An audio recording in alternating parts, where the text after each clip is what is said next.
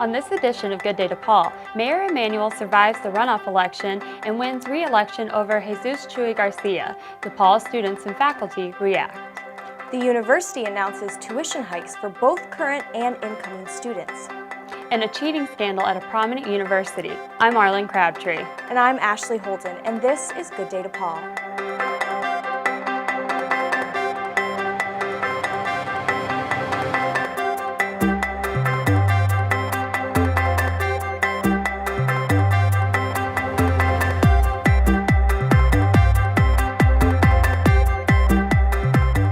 The election for Chicago's mayor is finally over. It took a runoff vote, but Mayor Emanuel won a clear victory over Jesus Chuy Garcia.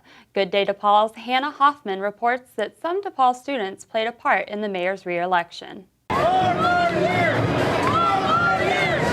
With the crowd cheering 4 more years, Mayor Emanuel and his supporters celebrated his re-election in the city's first ever runoff election.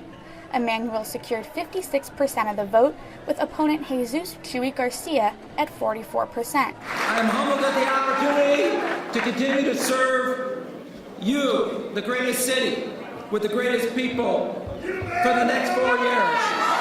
To the second city that voted for a second term and a second chance. DePaul professor and PBS correspondent Chris Bury has been following the election for PBS NewsHour and has known Emanuel from his time as President Bill Clinton's chief of staff. Bury believes the runoff actually helped Emanuel. One of the most remarkable TV ads, commercials for a politician I've ever seen is Emanuel's when he's sitting in what looks like a living room in a fuzzy sweater, and he says, "I know I've rubbed people the wrong way." They say your greatest strength is also your greatest weakness. I'm living proof of that. I can rub people the wrong way or talk when I should listen. I own that. To me, that was a remarkable acknowledgement that he has a personality problem, that he strikes a lot of voters as abrasive, even arrogant. They were able to take a disadvantage and maybe making an advantage out of it. Bury feels the mayor's campaign ads helped clarify his positions and weaken Garcia. One of the things that Emanuel's campaign was able to do in its commercials was to define their opponent, Garcia, as a man without a plan.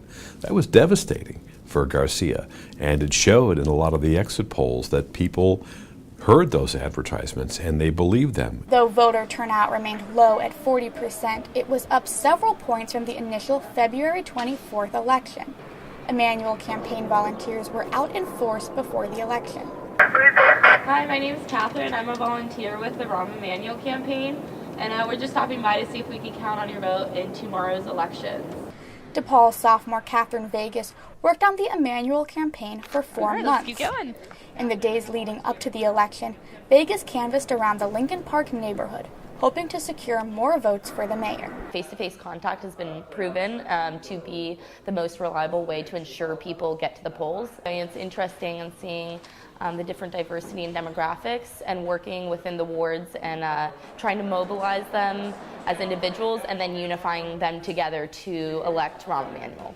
Many of Rahm Emanuel's supporters out tonight at the Plumbers Union on the west side of Chicago believe that more work needs to be done. But they believe the mayor's proposals for the future, including raising the minimum wage and giving benefits to ex-offenders, are the right moves for the city of Chicago. I'm an ex-offender, but I was given a second chance, and I feel everybody should be given a second chance. For DePaul Jr. Bodana Bari, who also worked on the campaign, the issue of crime was a major factor in her decision to support Emanuel. Throughout the past 4 years, we have seen crime go down in the city, and I think that's a really important thing. But with crime rising in recent years and the city's economic deficit increasing, Emanuel's second term faces some major battles. Comedian Jon Stewart called out the mayor on The Daily Show for what Stewart called the lack of progress the mayor's made in the past 4 years. The report is in on everything you have done wrong, and we feel that that report is punishment enough. DePaul professor Bury says the runoff showed that Chicagoans are tired of the political dynasties and want a choice. The runoff was also a wake-up call for the mayor. He now has 4 more years to show what, if any, changes he will be making. For Good Day DePaul, I'm Hannah Hoffman. Even though he lost, the Chuy Garcia campaign meant a lot to Hispanics in Chicago, including some at DePaul. I talked to both students and faculty about the importance of that campaign. In the initial mayoral election on February 24th, Garcia surprised Chicagoans by gaining 33% of the vote. He found success by focusing on issues that Mayor Emanuel was criticized for, such as closing 50 schools and installing red light cameras. Garcia's campaign excited Hispanics across the city, including DePaul Jr. Jennifer Herrera. I feel he represents the Latinos here in Chicago and all over the United States. I feel he kind of like an icon like Obama. He is starting to be an image where people are realizing that the Latino community is empowering and is growing. Garcia also found support from a DePaul student-run organization, DePaul Students for Jesus Chuy Garcia. Even as Mayor Emanuel pulled ahead in the polls in the last days of the campaign, Garcia remained positive.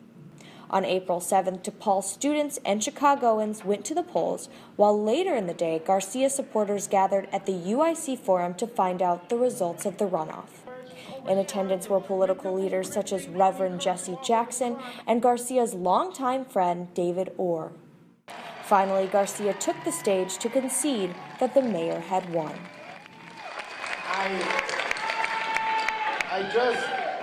I just spoke with Mayor Emanuel to congratulate him.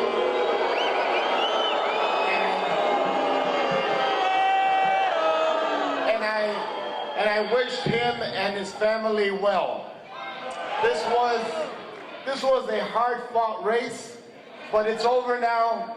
The 2015 Chicago mayoral runoff ended with Rahm Emanuel reclaiming his position as mayor. However, candidate Jesus Chuy Garcia made a name for himself and the Hispanic community as he pushed for change in Chicago. Despite the loss, DePaul's Director of Latino Media and Communication, Cristina Benitez, says Garcia's campaign signals a change in Chicago. Definitely, I think it means a change for Chicago. Having somebody run as a mayor of the city definitely is indicating change is happening with the Latino community here. So what led to Garcia's defeat? Some feel he was too vague about explaining his proposals, especially his plan for dealing with the city's economic problems. So as a Latina, I would love to see a Latino in the position, but I want to see somebody who's going to really follow through and have a platform and have policies that he can say when it's all over that he actually accomplished this. And I think, and I'm not in a minority here, but I think quite a few people felt that way. Despite this, Garcia and Emanuel made history by battling in the first ever runoff election in Chicago, and voters across the city will remember the 2015 mayoral election. For Good Day DePaul, I'm Ashley Holden. Stanford University is investigating allegations of cheating among some students. The university provost sent a letter to faculty and staff saying one faculty member reported that as many as 20% of students in a class cheated. While the university won't say how many students in all are suspected of cheating, the school's newspaper says around 120 students in a computer science class could be involved. The university is still investigating. And closer to home, a Northwestern student says that she was sexually assaulted in her Evanston dorm room. The student says that she met the attacker at the CTA station in Evanston, and they later went back to her dorm room where the assault took place. Coming up, Sarah Gordon with an update on Blue Demon Sports. Plus, I'll sit down with SGA President Matthew Von Nida to discuss some current initiatives. Just take those old records off the shelf. I sit and listen to them by myself. Today's music. This is epic. She's up all night to the sun. I'm up all night to get some. She's up all night for good fun. I'm up all night to get lucky. She's up all night to the sun.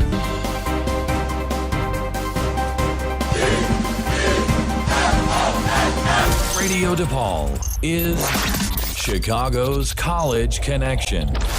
Sarah Gordon is here with the latest on Blue Demon Sports. So Sarah, some big changes for the DePaul men's basketball team. That's right, Ashley. Change is in the air. The DePaul men's basketball team may not have made it into the postseason frenzy on the court, but they did experience a whole different kind of March Madness as all eyes were on the university's basketball program and athletic director, Jean Lenti Ponsetto, with the hiring of a new men's basketball coach, Dave Lato. Without further ado, it's my pleasure and honor to introduce to you our head men's basketball coach, David Lato. DePaul announced Dave Lato as their new men's basketball coach. Sound familiar, right? Well, Lato was DePaul's coach 10 years ago. In his previous 3 seasons with the Blue Demons, he led the team to 3 postseason appearances, including 1 NCAA tourney, before he left Chicago to coach at the University of Virginia. Most recently, he's been an assistant coach at the University of Tulsa. And although there are mixed feelings about the return of Lato and his defense-centered coaching philosophy, there's no confusion when it comes to what everyone wants to see next season. Can you say winning? Couldn't be more incredibly proud and delighted to welcome him back to DePaul and look forward to him building our program into an outstanding program. Dave completed one of the biggest turnarounds in Division I his first year here back with us. He had taken a team who had been 9-19 and turned them around to 16-13, and they had achieved the NIT that particular year. This is a job that I started, I left unfinished. This is a job that I came back to finish. We will be in the NCAA tournament. It won't be tomorrow because there are no games to be played, but it'll be really, really soon. And what we do every day will speak to that. And when we get there, we're going to win, and we're going to keep winning. You know, that is what I'm here to do. I dare you, whether you're on the fence, whether you're on board, or you need to be brought on board, I dare you to give it a try. I dare you to give it a try, because we are absolutely going to make you proud. Lato's hiring came after the resignation of Oliver Purnell as DePaul's head coach. Good Day DePaul's Evan Walter looked at the Purnell era and checked out how some students reacted to his departure. After a 5th straight losing season, the DePaul men's basketball coach Oliver Purnell has resigned. After starting out the Big East season 3-0, the team lost 8 straight down the stretch, including a loss to lower-seeded Creighton in the first round of the Big East tournament. DePaul grad student Brian Meeker, an avid Blue Demon fan, wasn't shocked by the news of Purnell's resignation. I guess I'm not really surprised. I think they had they won 30-some% of their games over the past many years. It's not, I know he was having problems kind of bringing in talent. That's going to be another big thing. And I mean, this year, they started off strong and then they just collapsed at the end. You can't, they went 6-12, I think, in the Big East. That's not gonna, you're not gonna keep your job if you're doing that. I think it was the best year he's had, but still, 6-12 isn't great. Over his 5 seasons at DePaul, Purnell posted a record of 54-105. His best season came this year when the team finished 12-20 overall and 6-12 in the Big East. Jake Smith, a DePaul student, feels Purnell's resignation was needed. Personally, I think he needed to be let go. The team really didn't perform well under him. I don't think they ever went above 500 with him coaching. He also never really brought in any good players for the team. Many feel the team's main problem is the lack of a true star. They claim that Purnell didn't recruit well enough within the city of Chicago, where there's lots of talent. I'd like to see someone that could recruit some of the talent. There's a lot of talent in the city, and somehow they're just not coming to DePaul to play basketball. And somebody could really kind of rally the troops, because after 5 years of not really winning a lot of games, they're going to need someone to come in and clean slate. Here we go now. DePaul basketball was still represented on the court at Final Four weekend in Indianapolis. Jamie Crockett participated in the annual slam dunk contest to kick off championship weekend. And Crockett was up to the challenge. Check this out. First dunk, look at that windmill, but he's not done. Second dunk, he's got monster hops. These were enough to get him 4th place in the dunk competition. The DePaul men's soccer spring season started last month against nearby rival Northwestern.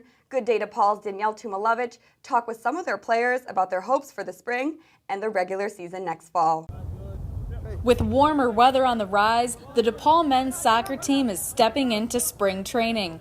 The team's spring season kicked off against Northwestern with sophomore Eric Rodriguez scoring a goal, leading to a 2-1 DePaul victory. It's a team game like always, and I just got a great ball from Simon McGalley, and I luckily put it away this time, and it's a great feeling to beat Northwestern. We're going to probably face them again in the Chicago Cup, so really encouraging. Along with his assist, sophomore Simon McGalley also had a goal of his own. Just so happy that we played a good game, and I had chances here and there, and I was just happy to get that goal because I think we deserved the win. So I was glad to do that for my teammates because we all deserved it, really. McGalley was named as one of the team's captains for the upcoming fall season, and he says stepping up his game is just one of the many ways he tries to be a leader. Just try to lead by example, just little things, showing up on time, just pushing the guys, even at the beginning of practice, if we're not all focused, just get it together. And I mean, we've done that the first 9 weeks, and Friday we really showed how much work we put in. So I think all our leaders, everybody stepped up a lot this spring. Chicago area colleges will face the ultimate matchup this spring in the Chicago Cup competition. What do you think is your biggest competition going into the Cup? I mean, first we get Loyola University, which is always going to be a rugged game. We tied them in the fall, so we're in for a challenge. But then hopefully we can win that game and pass on to the final and take the Cup. After that, DePaul will focus on the fall season with one goal in mind: to come out on top in the Big East Conference. First and foremost, we want to get to the tournament.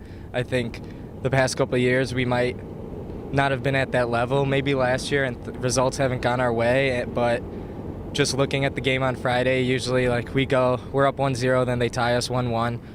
Past years we would collapse, maybe draw, maybe let up another goal, but I think we showed the fight, and if we can bring that in the next season, I think we can do well in the Big East. The team says their goal for the spring is to win every game they have and use this opportunity to learn what they need to improve on for the fall season. For Good Day DePaul, I'm Danielle Tumilovich. And one of the soccer team's top players, Jalen Harvey, competed for Bermuda in the World Cup qualifiers, and his debut for his home country was quite the success. Harvey was Bermuda's starting left back in both their 5-0 and 2-0 victories over Bahamas. He registered 1 assist in each of the wins. Harvey and Team Bermuda hope to be the first team out of their country to advance to the Men's World Cup in 2018. And on to the softball diamond. DePaul's Dylan Christensen was honored as the Big East Player of the Week. Christensen, the reigning Big East Rookie of the Year, hit an impressive .611 during the week, including 3 home runs and 3 doubles. The Blue Demons are now 7-1 in conference play. The outdoor track and field season is underway, and the Blue Demon women's team competed at the annual Chicagoland Championships, looking to claim their title as the best in Chicagoland. Well, half the women's track and field team competed in sunny and warm Tempe, Arizona. The other half stayed local at the College of DuPage for the annual Chicagoland Championship. And while the weather in Chicago may have read 60 and sunny, boy was it windy on this day in suburbia. Despite all this, the women still found their way onto the podium. A couple of golds, with Shayna Nquinquo winning the 100-meter dash, Courtney Tedeschi in the 3,000-meter steeplechase, and Paige Scorseth taking the 10,000-meter run. Other notable performances included Good Day DePaul's own Ashley Holden. She finished 3rd in the 400-meter hurdles, and Nora Smith with a 6th-place finish in the 800. For all the athletes, the weather was a big factor. Today was just executing a really good race, just mechanically doing well. It didn't really matter about the time because, as you can see, it's just really windy and cold. It's not the same when the whole team is not here, so it's kind of not the same energy, high energy and whatnot. I mean, the weather was really hard. A lot of the girls just were fighting through wind, and I mean, none of our times were just going to be as strong as we wanted them to be. We had some good assistant coaches who definitely stepped in and helped us out, Coach Townsend and Coach Bohr, so that really helped. Now, the wind was quite a factor for you ladies, but props to you guys for gutting right through it. Thanks, Sarah. We really worked hard as a team at that meet. Thanks, Sarah. DePaul recently announced its tuition rates for next year. For incoming freshmen, tuition will be almost $36,000, up at least 3.75%. For current undergraduate students, tuition will go up about 2.5%, with current grad students paying 1 to 2% more next year. And DePaul is making progress in keeping its students in school. The university says first-year retention increased this year to more than 87%, the highest rate ever at DePaul, and the number of students graduating in 4 years went up to 58%. With the beginning of spring quarter, DePaul Student Government Association is focusing on some new priorities. Ashley is now in studio with SGA President Matthew Von Ida. Ashley? Thanks, Arlen, and thanks, Matthew, for being here. So one of the main issues that SGA is working on is the prevention of sexual violence on campus. Now, Can you tell us what SGA has been doing most recently to spread awareness about sexual violence on campus? Yeah, of course. So student well-being is one of our top initiatives this year, and that's because so many students are looking for a vibrant campus that they can feel safe no matter what they're doing and where they're going. So we've partnered a lot with Health Promotion and Wellness on campus to launch the Take Care DePaul campaign, a campaign to work together as a community to make everyone feel safe. We've partnered with Public Safety to enhance their public safety alerts that go out through emails. And I'm really excited about Haven, which is this online module, which is going out to all incoming students starting this upcoming fall. SGA was a pilot program with about 30 students. And it trains people on bystander training, so how they can intervene in situations where they should be intervening, whether it's minor or more serious, connected to sexual violence, and also just on topics of consent, topics of sexual health in general, to get students thinking about it, students questioning about it, and just getting involved with that dialogue. So those are just a few of the things we've been really involved with. That's great. That's been a major issue here at DePaul and other universities around the country. So winter quarter just ended, and students were all asked to take teacher evaluations. Right. So this is very important to students and teachers alike, but SGA is pushing for students to be able to see the results of those teacher evaluations. What has SGA been doing to make this available to students, and why is this so important? Yeah, so we've worked closely with faculty and students in several colleges, really since the 1990s, but we've done a huge push the last couple of years and have been very successful in it. Students are already doing course evaluation type stuff on other websites where they're getting non-reliable information from things like Rate My Professor. Students articulate to us constantly that they're looking for reliable data that benefits their educational experience. And specifically within the College of Communication, where we've been working with faculty this year, students, nearly 90% of students responding to one of our surveys were saying that it would benefit their educational experience and they'd be more likely to respond to course evaluations if they had this access to data when they're registering for classes. So an overwhelming amount of students are interested in seeing this, and they think it would benefit their experience at DePaul University. They think they have the right to do this, and overall we think it's better for faculty because they'll have better data with more students participating. It'll be better for students because they'll have that data accessible to choose the right classes for them. Very beneficial. Yeah. Now, a statewide issue is the MAP grant program, and SGA has been working to retain the MAP grant program in Illinois. So could you explain to us what the MAP grant is and why it's so important to students in Illinois? Sure. So the MAP grant is the Monetary Award Program. It's a state financial aid that is offered to Illinois college students who went to high school in Illinois. At DePaul specifically, we have 5,400 students who rely on that grant to obtain a higher education. Without it, they probably wouldn't be at DePaul, and they probably wouldn't get a higher education in general. So it's a major thing that we should be focused on at DePaul, but it's a major thing for students across the state of Illinois and this opportunity to access a college education. So our work around this is making sure that state leaders support the MAP grant and support students in Illinois, and therefore supports eventual revitalization of Illinois' economy by supporting this higher education. So with the MAP grant, our main focus is communicating to those state leaders, talking to whether they're members of the General Assembly, the governor's office, or other influential people in Illinois to make sure they understand that MAP matters and what kind of impact it makes on students' lives. Okay, and SGA is expected to travel to Springfield next week. What are your expectations for this trip? I'm really excited. We have about 30 students going down right now, maybe some more as we get edge closer, who are going to be talking directly with state leaders. And we're telling them about our stories of how MAP impacts our lives, why it matters, and how it can eventually really make a strong positive impact on the state of Illinois. My expectations would be really great responses from leaders, thanking people who've been longtime supporters, informing people who might be new to Illinois government, and whoever might the people that might be on the fence more, communicating some of why it really makes a difference to support it. And I think that we'll have a really great response from these people. That's great. Thank you, Matthew, for joining us. Back to you, Arlen. Coming up, a look at DePaul's new theater school building and how it's working out. Plus, the university names a new law school dean. All that and more when we return.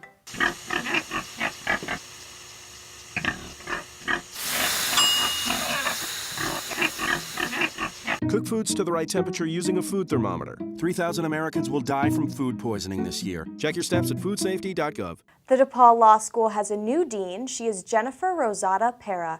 Currently the dean at Northern Illinois University School of Law, Rosada has 25 years' experience in higher education and a background in family law, bioethics, and civil procedure. She'll start at DePaul on July 1st. DePaul's new theater school building has been open now for more than a year. Good Day DePaul's Nicole Capone takes a look at what it's meant to the school and its students. The DePaul Theater School building, completed in 2013, combines the university community and the surrounding city into one. To have this facility to actually really be able to engage our neighbors in the DePaul community. We're able to host events and discussions around the productions. Separate from the productions, we can host other people's events here. So I think it's really helping us to become more of a community resource and not be so isolated among the rest of the DePaul community. So it's been really great to be able to welcome not only new patrons, but maybe DePaul University students, faculty, or staff that had maybe never been to one of our shows or never really seen the work that we've done. The backdrop of the DePaul campus, as well as the Chicago skyline, give people meeting and working in the building a breathtaking view of the architecture of the city and modern style of the building. I think one highlight feature in the building is our conference room. We have a lovely conference room on the 5th floor that has a beautiful view of downtown, and it's just kind of reminds us of, where we are and how lucky we are to have this building and to be able to welcome people here. The theater school was designed by architect Cesar Pelli, who incorporated DePaul's essence with a modern twist. This new building was custom made for the work that we're doing here, for the work of designers, directors, actors. So it's really wonderful, and it's such a testament to the commitment that DePaul has to not only theater but the arts in general. And I think it's, forces us to be our best selves and forces our students to do their best work, knowing that there's so much support behind them. The inviting views inside and out engage the students and the outside community to see beyond the stage. Another great features that are throughout the building are really just an openness and transparency. So unlike most professional theaters where you may never see the backstage area, we really wanted our neighbors and the community to realize what happens behind the scenes. So on the 1st floor is our scene shop, which is filled with glass windows. You don't usually see that. So that people walking by can see the activity, can see the building of the sets and those kind of activities. A lot of our classrooms and pretty much every room in the building has a window. So we're really wanting to showcase not only what's on stage, but all of the supporting factors that go into the making of theater and the education here. Almost every feature of the building is aimed at stimulating creativity. I think this building really reflects the work that we're doing here. It demonstrates the high quality of the work here, and also like Anna mentioned, the openness and really having a sense of community here. People from the community can come in and see the work we're doing, but also students are really supportive here. So my favorite room in the building is actually our Skylit Lounge. It's a space designed specifically for the students to meet together for group projects, especially since theater is such a collaborative art form. It's a beautiful space with big skylit windows that really, again, with the openness, and allows us to be very creative and collaborative there. It's hard to miss the theater school located on the corner of Fullerton and Racine. This must-see building is a lens into the DePaul and Chicago theater community. For Good Day DePaul, I'm Nicole Capone. Chicago's 3-day music festival, Lollapalooza, recently revealed its 2015 lineup. Headliners include Paul McCartney, Sam Smith, and Metallica. Other performers include Florence and the Machine, A$AP Rocky, and many more. That's all for this edition of Good Day DePaul. You can keep up to date by checking out our webpage, gooddaydepaul.net, or finding us on our Vimeo channel at Good Day DePaul. You can also check out our Twitter handle at Good Day DePaul and find us on Facebook at Good Day DePaul. Thanks for watching. I'm Ashley Holden. And I'm Arlen Crabtree. Have a good day, DePaul.